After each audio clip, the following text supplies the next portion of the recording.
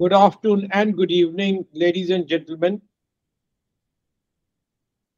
Today we have a discussion with an esteemed panelist, Mr. Sipal Singh, on the subject police encounters in India. As a topic that encompasses numerous perspectives and deeply impacts our society, it demands thoughtful analysis and open dialogue. We must address the multifaceted nature of this issue, recognizing both the essential role law enforcement plays in ensuring public safety and concerns regarding potential abuse of power. By fostering an atmosphere of respectful conversation, we can strive towards understanding, seeking solutions, and shaping a future where accountability, justice, and trust prevails in police encounters. Our panelist, Mr. Sipal Singh, is the president of NISBAT. He is a very senior officer from the Central Police Forces, and he has served the Government of India in senior assignments throughout the country. He was made responsible to raise the Rapid Action Force and was also its first chief. He also raised the Internal Security Academy in Mount Abu in Rajasthan. During his service, he has been decorated numerous times by the President of India and the police organizations. Post-retirement, he has worked as a consultant with the Tatas and is the Honorary Director General for the Central Association of Private Security Industry. In the year of 2009, the President of India awarded him with the Security Personality of the Year award. Mr. Sipal Singh is well known as a dynamic security professional. He is frequently called upon to share his views on various subjects connected to homeland security on the national news channels. Mr. Sipal Singh, I begin by asking you, what is the role of police? What was the role of the police prior to independence, post-independence, and what are the radical changes that have happened? And is the police functioning within the realms of the laws and Constitution of India? Good evening, ladies and gentlemen. Pawanji, the role of the police during the colonial era of the British Raj was different than the role of the police envisaged in the Constitution after the independence of the country. During the British Raj, the police force was required to maintain law and order, no doubt, but was required to protect the British interest, was required to perpetuate the British Raj in the country. And it was meant to create fear in the minds of the people at large so that they abjectly obey the commands of the British Hukumat and their colonies by and large. Actually, the police was meant to help in this sort of subjugation of the general population in the interest of British masters. After independence and enactment of the Constitution, the police was given a different role.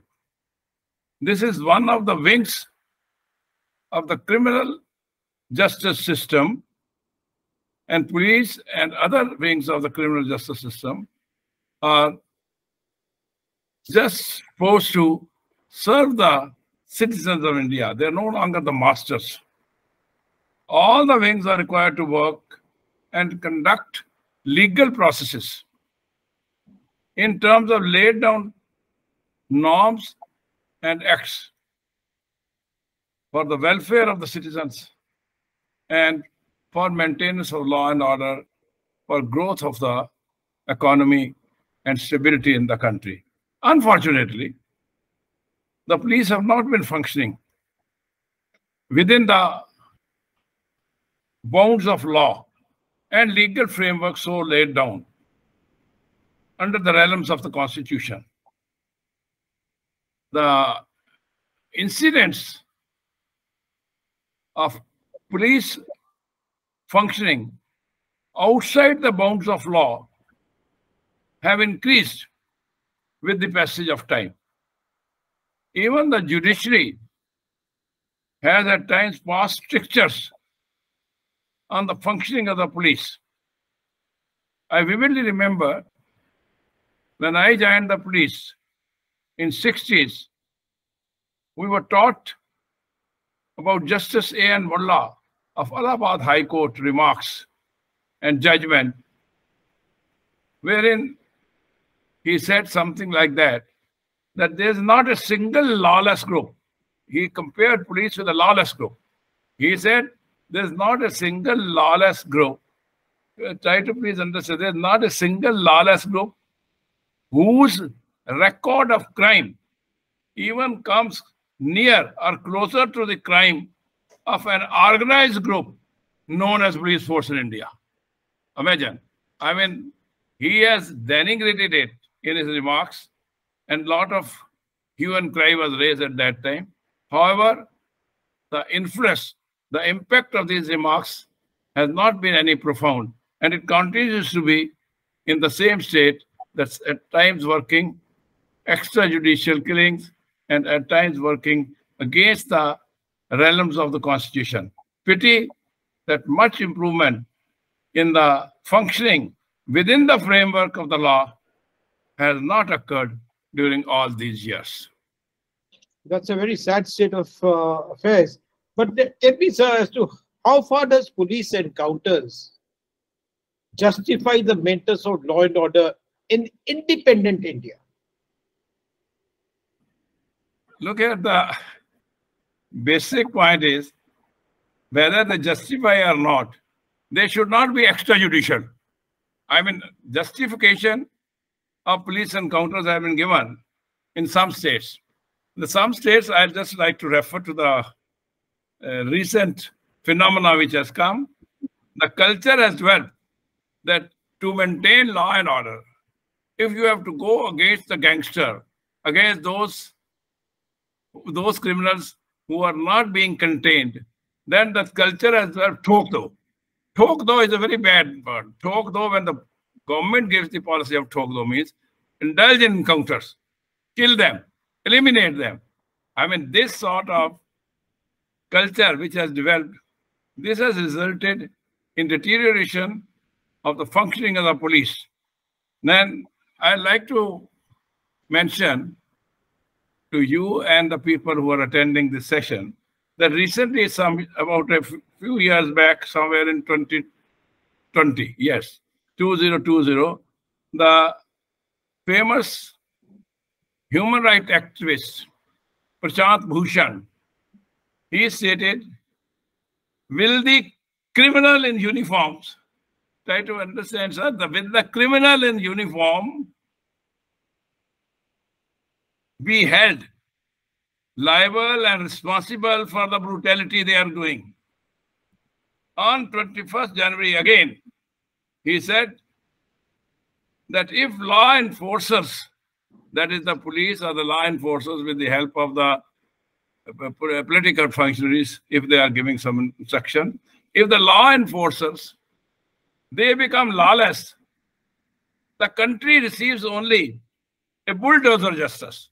He was referring to the phenomena whereby some unauthorized buildings were bulldozed.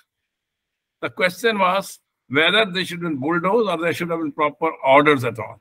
By simple instruction of political master to bulldoze them as they did not conform to certain municipal laws, was high-heartedness. And this arose and this evoked the sensibility of a activist, human activist like Prashant Bhushan.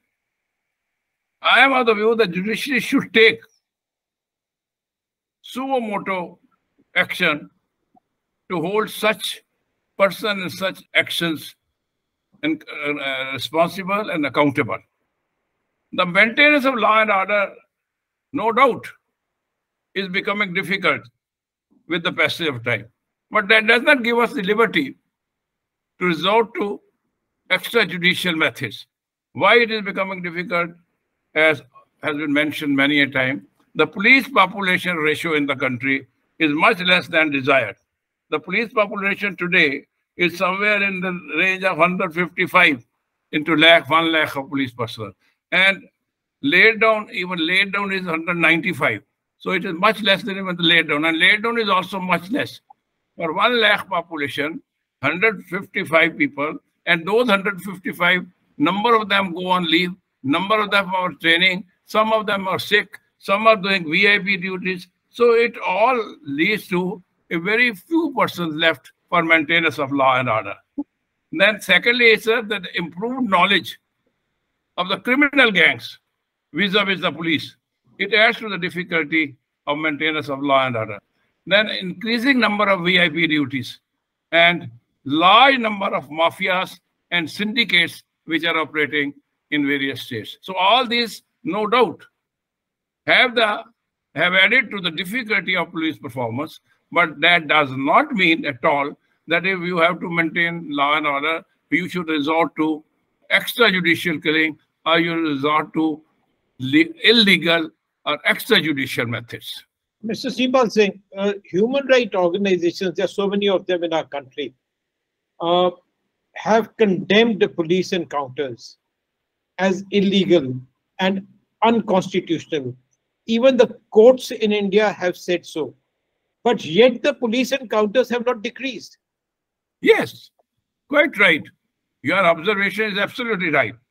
The Indian courts, including the Supreme Courts, have passed strictures and ruled that extrajudicial killings are illegal and the police force must operate within the bounds of law. But it has not happened. I just reminded of a committee which was constituted. Somewhere in 1993, Mr. N.N. Vora, he was the Home Secretary. It is called N.N. Vora Committee Report. It was constituted to ascertain the activities of the syndicates, mafia organization vis-a-vis the police performance and their links with the government functionary and the political bosses in the state. This committee reported that the mafia and the syndicates were virtually running a parallel government. There were also discussions in the parliament on the subject whether something can be done to improve the performance and reduce this sort of gang culture. How the nexus is required to be broken between the politician and the gangster. Unfortunately, it could not be done, and nobody bothered subsequently. The committee report is catching dust. The lower state police functionaries have at times complicity with the political bosses and deal with the mafia gangs, indulging in such fake encounters for their promotion and to get into limelight.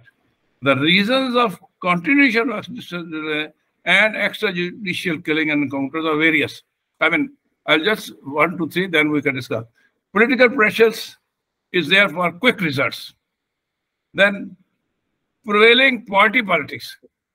One opposition party will blame the party leading the state assembly. Then no, you are not able to do. So prevailing political party politics. The need of reforms in the police. Number of recommendations have been done to reform the police. Nothing has happened. Then jurisdiction, the state on the police functioning. Now state has been placed as the police has been placed as a state subject under the Constitution. Article 246 of the Constitution Scheduled 7th lays down that law and order and police fall under the state jurisdiction. Thus, the state government enjoy all the powers, irrespective of the reforms committee reports, irrespective of the police training committee reports, irrespective of the many strictures passed by the people. The state functioning has not improved, and the state functionary continued to deal with the police as if it is their own pawn in their hands and they can use it in the way they form. And from your answer, I can easily make out that you, as a senior police officer, condemn police encounters, but yet the number of encounters are not decreasing. So there is also got to be a number of senior police officers who abet the use of police encounters for maintaining law and order.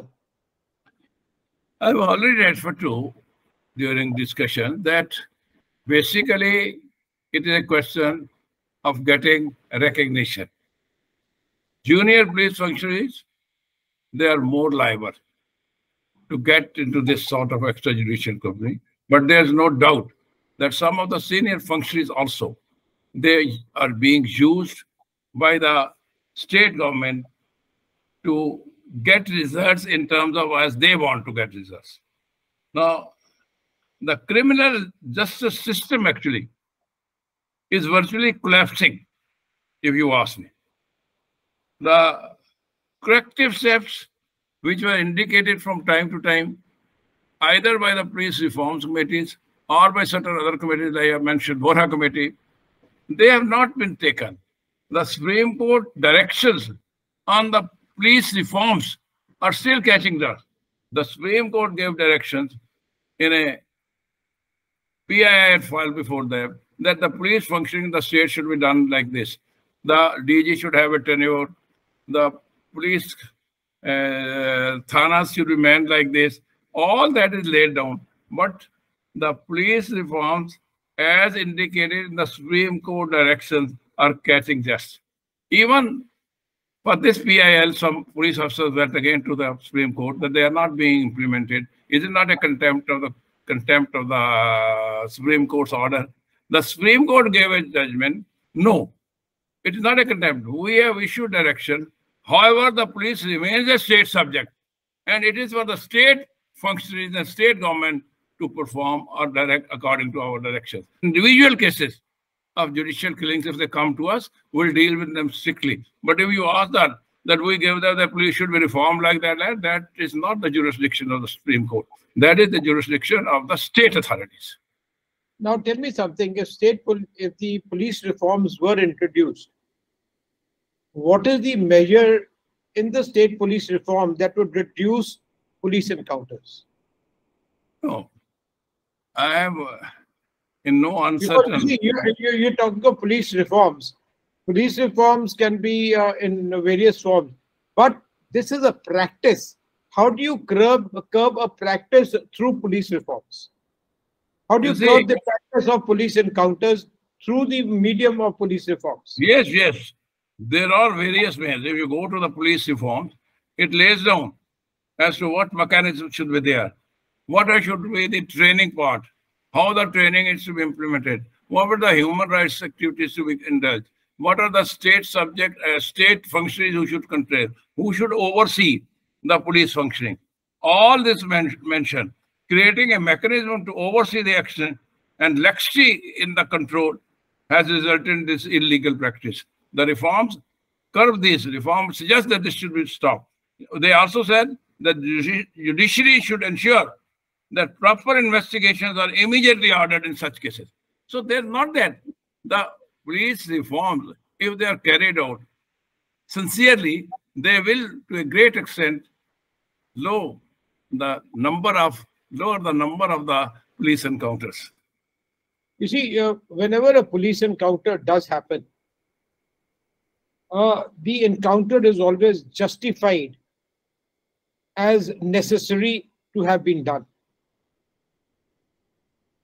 Now, what are the legal and ethical implications of such a practice, where every encounter is justifiable as correct? Sir, I have told you, again I'll repeat. Unfortunately, wherever there is a discretion in law, this discretion is used by the functionary, an unethical functionary, in its own way. Whether hand in glove with the political bosses or hand in glove with the higher bosses or for their own ends. So the question is not that there are extrajudicial killing, and there are definitely can be termed as murder in terms of law. They should be held responsible.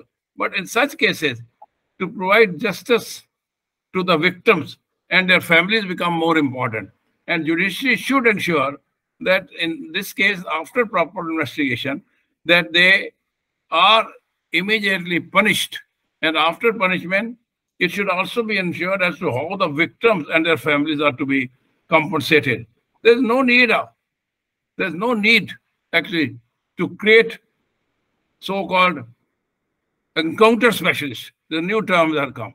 The encounter specialist, that this man is encounter, he should be detailed for.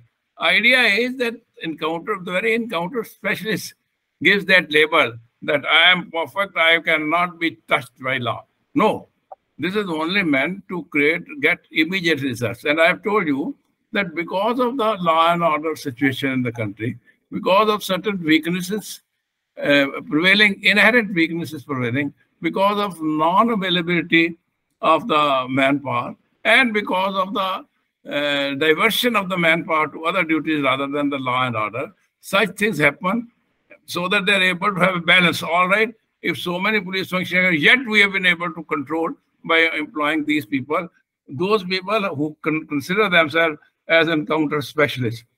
Yet, have we improved? So therefore, the definition of an encounter specialist would be is a police officer who's not afraid of shooting straight or has practiced enough that his bullet goes to the right target and is unafraid of shooting even when there's no requirement to shoot. No, I think the same question you are asking in another way. Actually, the same thing I have mentioned. What is there? I mean, you are not authorized a person who is in your custody. A person who is in the police custody is supposed to have been protected by the police till investigation is done, till prosecution is conducted, till court orders are obtained ultimately. But it happens otherwise. It happens that he is in our custody. It will take quite some time because the courts are taking long time, the investigations take long time, and by the time the conviction comes, this man or his gang will be having a good time. So better is, let us give him justice. Justice can quick fix justice. Let us kill him and finish it. That is where, you see, there has to be a lot of discretion on the part of senior functionaries. I have worked in some state where even some orders are obtained by the senior functionaries, orders are issued by the senior functionaries, not obtained, that will not like, while a functionary of a state police may say that he is a terrorist and he is running away and he is creating law and order situation, and you may have to deal with him in a stricter manner. Stricter manner means you can indulge in encounter. The other functionaries, he said no, unless it is strictly according to law. If he is caught by you, unless there is a genuine encounter, if he is caught by you, then it becomes your responsibility to protect him. So the question is as to how the senior state police functionaries also deliver their orders to the junior police functionaries, and how the senior police functionaries are in turns guided or are not guided or act independently from the political functionaries. You know, Mr. Sipal Singh, the media and the public opinion also play a large influence in shaping the discourse around the police encounters in India. Police encounter specialists, they are being hailed as heroes at times. I have said there's a question of getting glory at a time. While the media can play, you are right, media can play a very great role. Now, it is the way they present the news which can influence the public perception. How the media present the news. If it present them as a hero, the public perception will change. But if they are going into details and present them that they are not heroes, actually they are the criminal, the perception of the public will change. Thus, the media can play a significant role in shaping the discourse around police encounters in India. Further, public opinion can be shaped by media reports as well as from the interaction with the police functionary. The public opinion is not merely by the media, their interaction with the police functionary that also governs the public opinion or directs the public opinion or shapes the public opinion. The public opinion and media can be both useful to ensure police operation within the judicial framework. What can be done? That they say, what is the judicial framework? All right, the media should frame a proper narrative. This can be above the police functionaries as they feel, not as heroes or villains, depict them somebody hero and somebody villain. The media can set the agenda for public discourse. There's other important. You said media. Media role is this also. Besides that, what they are presenting, what is their narrative? The media can also set the agenda for the public discourse at length.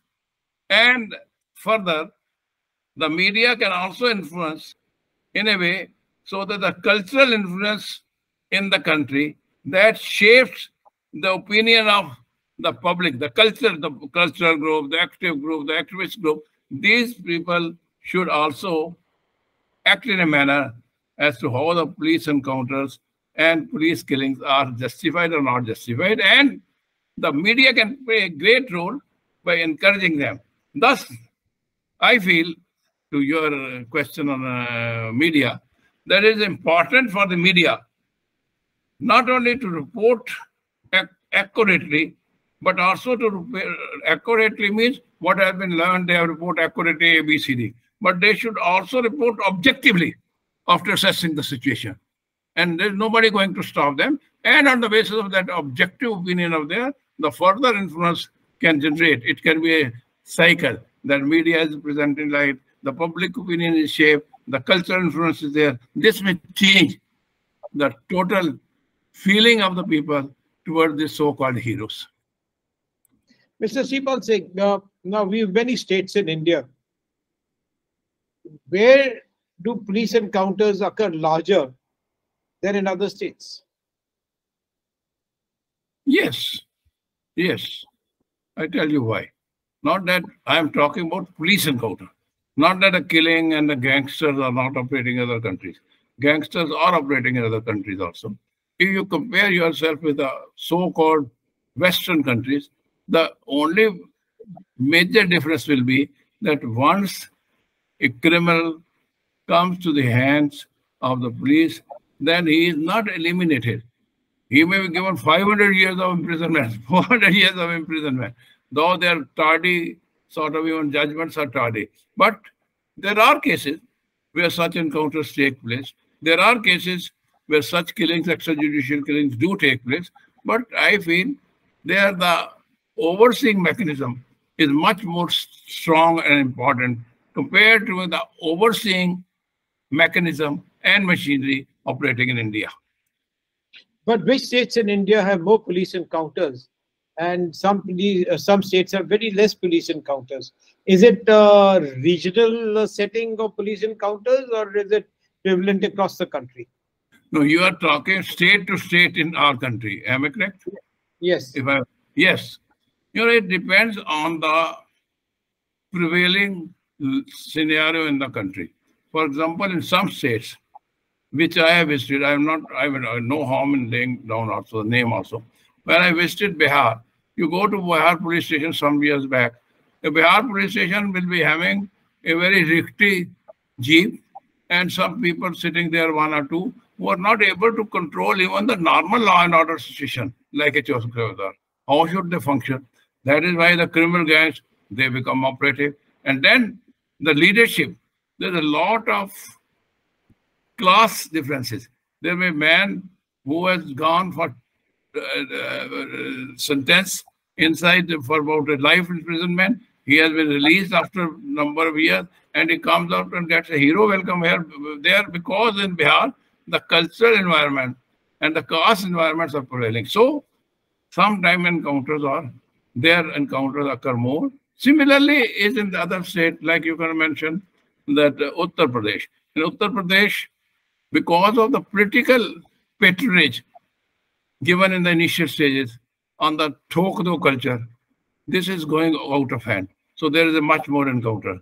State to state, there is no doubt variation. Then also, not only state to state variation, but sometimes one state has a very, very strong chief minister who will not accommodate anything. Other state may have a weak chief minister and he wants to show to the people, yes, I am maintaining law and order, and is allowing the extrajudicial killing. So there is a variation, no doubt, from state to state. How do you differentiate between a fake encounter and a police encounter?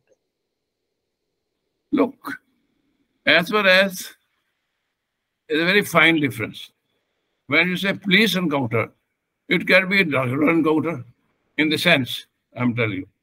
Police encounter, the person is there, he is going away, he is running away, he is in his vehicle, and you try to stop him, he starts firing, you fire back, and he gets killed. It is called police encounter. But fake encounter is, that person is not running away. He is already available to you. He is under your custody, but you say that he is running away, and therefore you want to shoot him down. Or you say that he was going to run away. We tried to stop him, we did not stop him. I'll tell you a very interesting phenomena, which is a little bit of it will add a lighter vein to the entire discussion. Some people had no other narrative when they wanted to indulge in the fake encounter. Every time they were taking a gangster or a terrorist with them, after some 1 or 2 days, the subject under custody, that is individual under custody, will be reported to have gone to attend to the call of nature and has started running, and so you fire. So everyone, most of the police stated follow, they didn't have the imagination, they want to change the narrative. Every time when they had an encounter, police encounter, a false encounter, they will say, sir, we were taking, we wanted to go for urinating, I wanted to go to call of nature, and we allowed him, and he tried to attack the police and ran away, so we had to. At times, unfortunately, when you are attacking, at least in such cases, running away, the bullet will be at his back. But I observed that if he was running away, how the bullets have gone into his chest.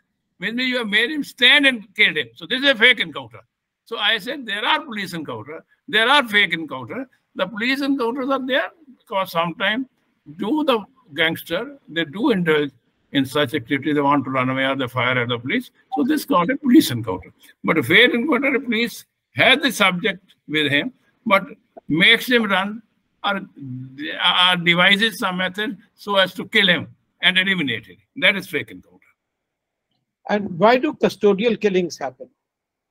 Yes, sir. Why do custodial killings happen in police custody? The judicial, you are talking about the judicial, extrajudicial killing. No, I'm just saying that a person is in police custody and he dies, while in police custody. Why should he die in police custody? That's what I'm saying. If he dies, well and good. If he's ill, he dies in the police custody, well and good. You know that when the police catches hold of a person, the investigation starts.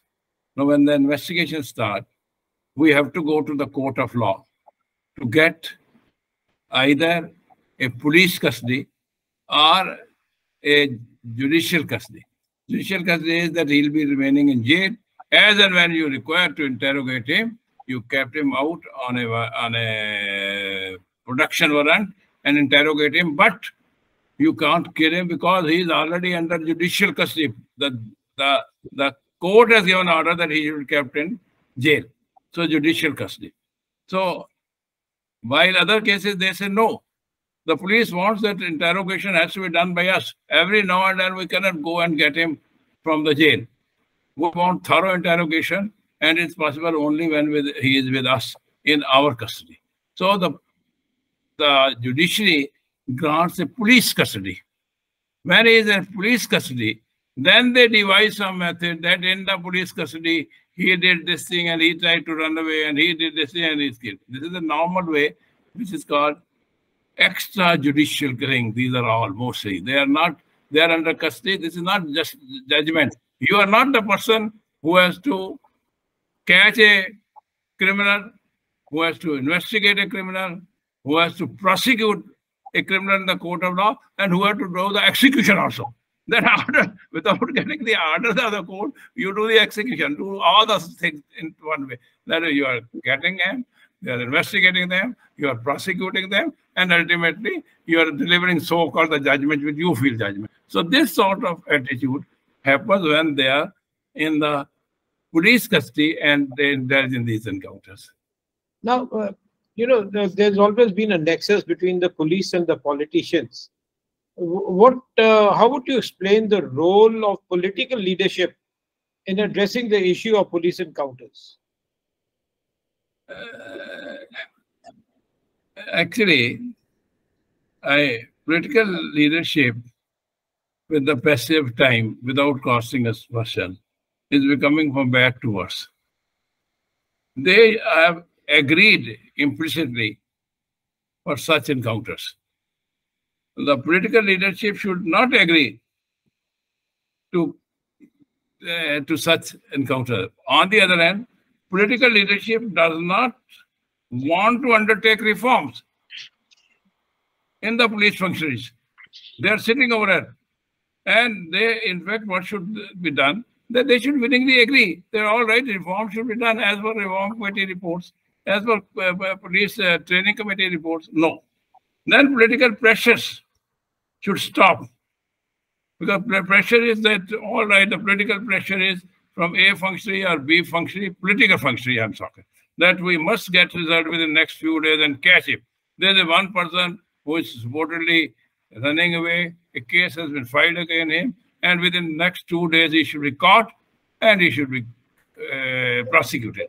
Or his catching may not be possible in 2 days. It is a process, because police has to go after them if a proper method is there, and proper method, you have to, if they're having some certain elements who are supporting him, there's a wing in the wheel, the wind in the wheels, you have to first, that wings have to be cut so that the people who are helping him, they do not help in this, the gangsters, other groups are, so it takes time.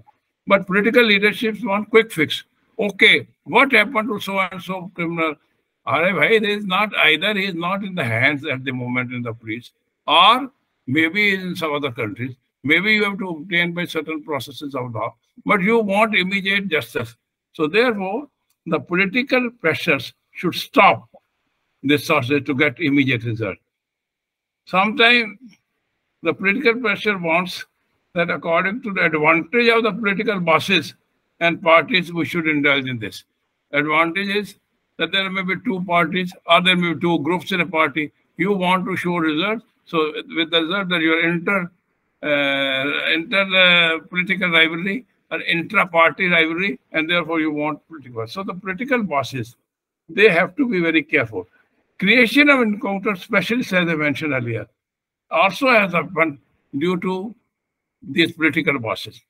And because they wanted some result, some people came forward. They started giving results, so-called the encounter specialists. With the passage of time, they have become monarch of the regime they control. They said that we can do everything. So they have started indulging in sort of encounters. So my submission is that political leadership can play a very great role in reducing these sort of fake encounters and also extrajudicial killings by the police under them. Mr. Sipal Singh, what are the ways in which we can reduce police encounters? Yes, there are use of extrajudicial killing can be checked by various ways.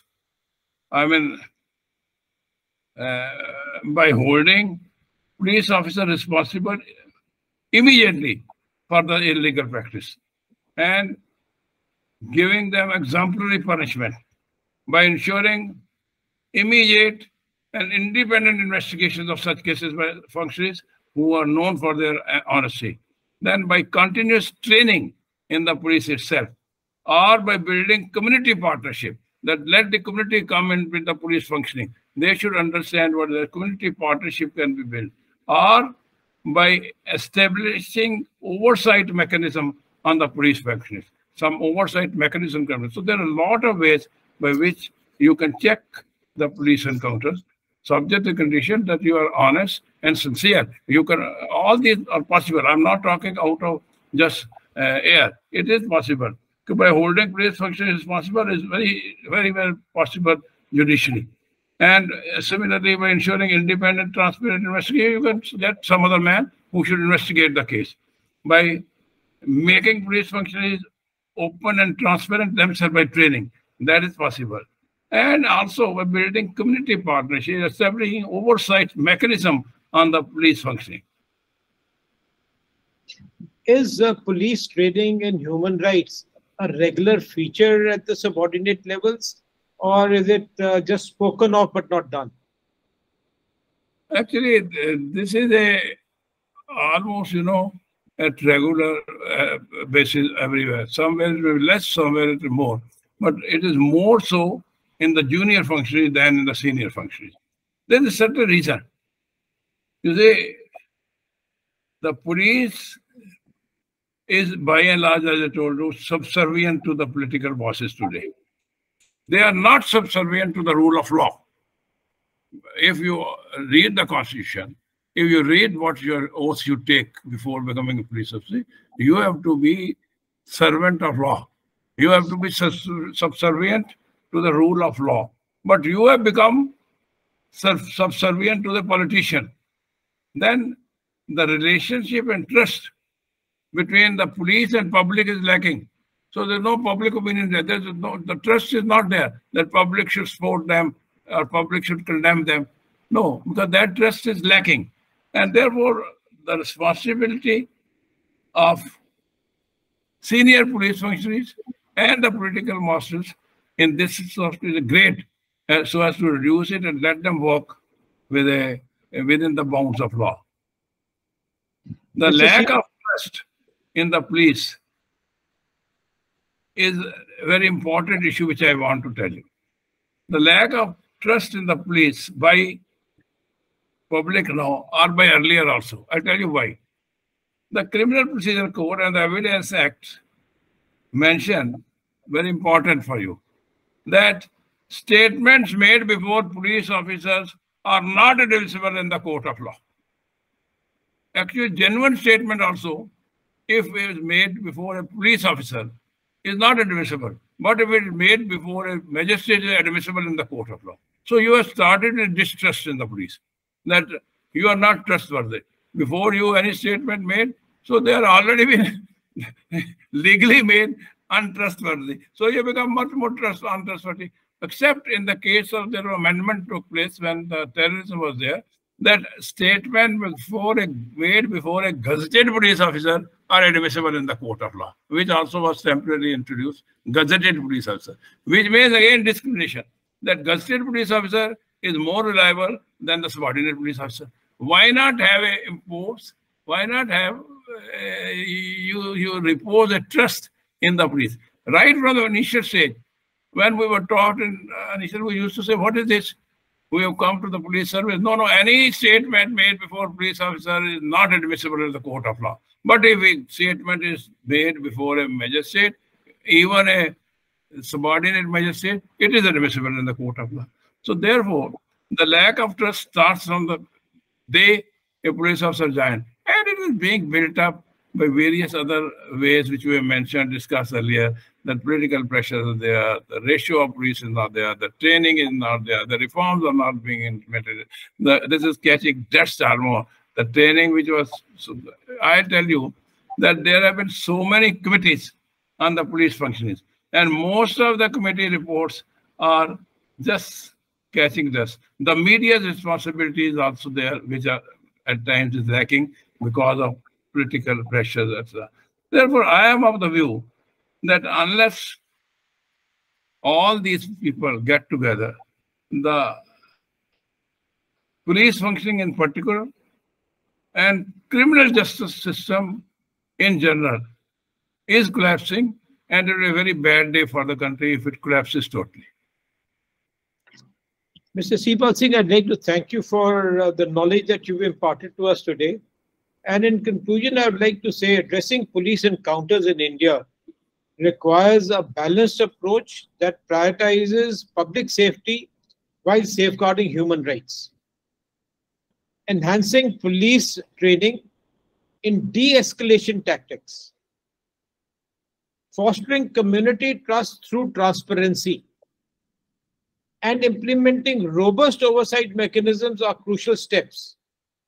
Collaboration between policymakers, law enforcement, civil society, and the public is essential to create a system that upholds the rule of law, protects human dignity, and promotes a harmonious police-community relationship.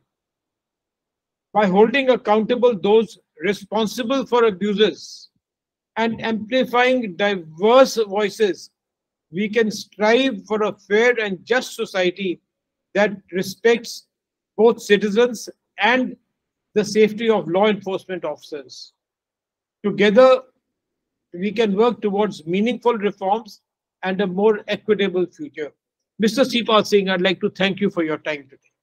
Thank you very much. Thank you very much. Thank you, sir.